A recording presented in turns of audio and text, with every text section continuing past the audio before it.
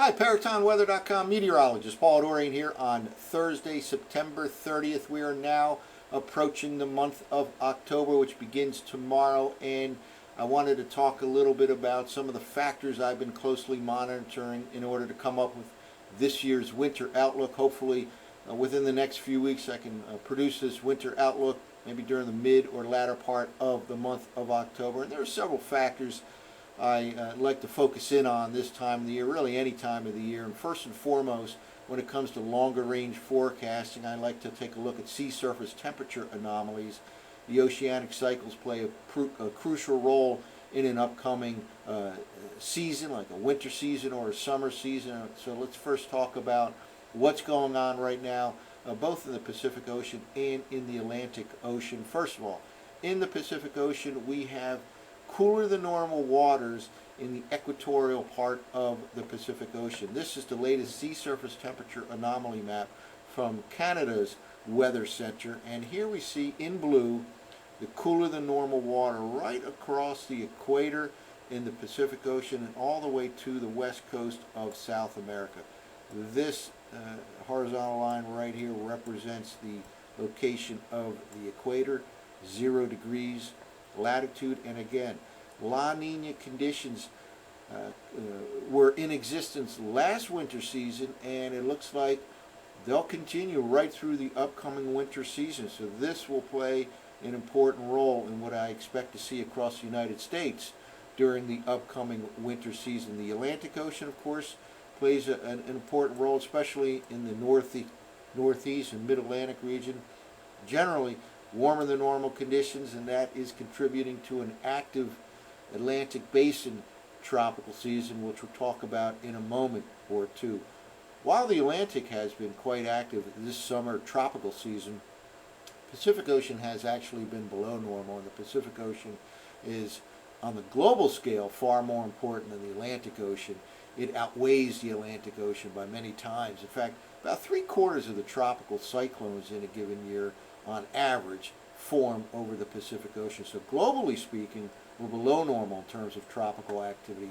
But in the Atlantic Basin, it is another active year. So again, these are the kind of sea surface temperature patterns we'll be closely monitoring as part of the winter outlook that, again, I hope to release over the next few weeks. La Nina continues in the tropical Pacific.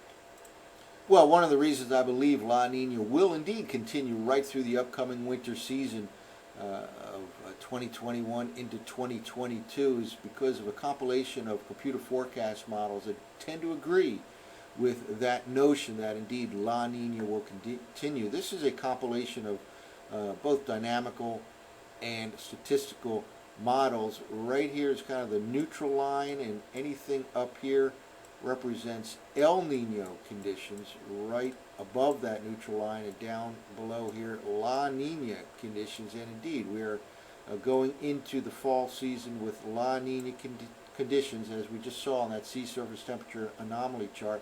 If you take a look at the upcoming winter season, for example, December, January, and February, indeed, most computer forecast models maintain La Nina conditions right through the upcoming winter season, and perhaps even into the early part of the spring. At that time, later on next year, it could become neutral, but generally anticipating La Nina conditions in the equatorial part of the Pacific Ocean during the upcoming winter season.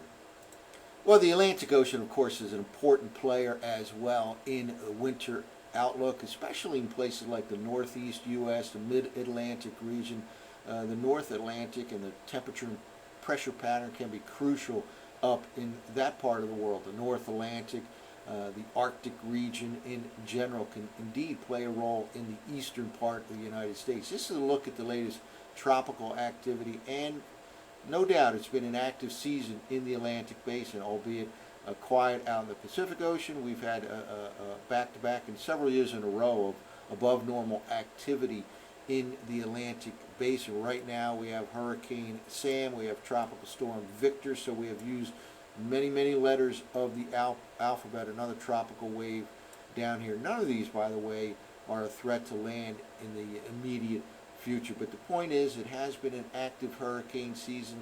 The Atlantic Ocean is generally warmer than normal, and oftentimes there's a correlation with an active hurricane season in the Atlantic Basin and a quick start to winter. Just a kind of a teaser for what I'm thinking about for the winter outlook. Indeed, I think there will be a quick start to the winter season, perhaps colder than normal conditions in much of the eastern U.S. and mid-Atlantic region, the northeast U.S. during the month of December, in part because of this active hurricane season in the Atlantic Basin.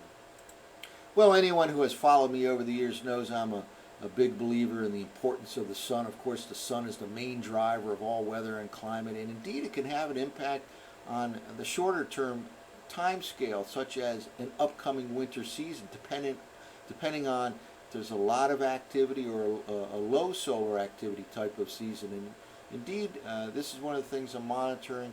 We have completed solar cycle 24 and now moving into solar cycle 25. It is underway.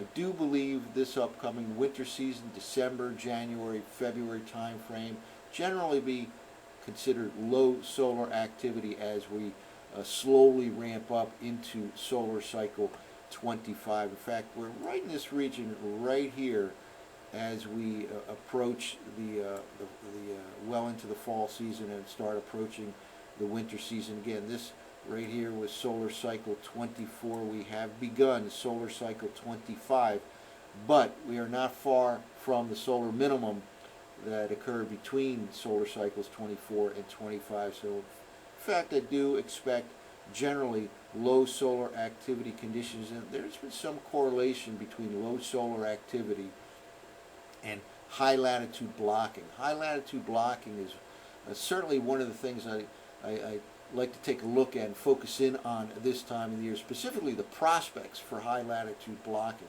When there's high latitude blocking, and by that I mean higher heights or higher pressure than normal over places like Greenland, Iceland, northeastern Canada, that generally allows for the movement of cold air masses into the northeastern part of the U.S. So if in fact you have a lot of high latitude blocking events, that increases the chance for cold and snow in the mid-Atlantic region, in the northeast U.S. And again, there's some empirical evidence that shows low solar activities tend to favor high latitude blocking events, and indeed, I do believe it'll be another low solar activity type of winter season. Well, one last factor I'd like to talk about. This time of the year, I'd like to take a look at the snowpack throughout the northern hemisphere, especially across the pole, across the North Pole, places like Siberia, for example. If in fact there is an increasing snowpack during the month of October, some empirical evidence shows that tends to lead to more frequent cold air outbreaks into the eastern part of the U.S., the central part of the U.S. in subsequent winter seasons. And so that's one of the things I'm looking at. We're looking at a snow and ice chart right here. The U.S., of course, we're right in this region right here. Look at that, Greenland completely covered right now with snow. And here's an area of interest. This is Siberia right here, and the white, of course, represents snow cover as of today. This is today, or actually a day or two ago, Wednesday, September 29th, and some snow starting to show up here in the northern part of Asia, the Siberian part of Asia. And this is one area of interest that I'll closely monitor over the next few weeks to see, in fact, there is an increasing October snowpack even across the North Pole, because again, the more the snow that builds up this time of the year in the northern hemisphere, the greater the chances of some colder than normal air masses, and the greater the chances of some of that cold air, colder than normal air, dropping into the central and eastern part of the U.S. So again, I just wanted to talk briefly today, since the weather is generally tranquil across the U.S., about some of the factors I'm closely monitoring this time of the year to come up with a winter outlook, which I hope to release sometime in the next few weeks or so, mid or late October. Again, sea surface temperatures play a crucial role.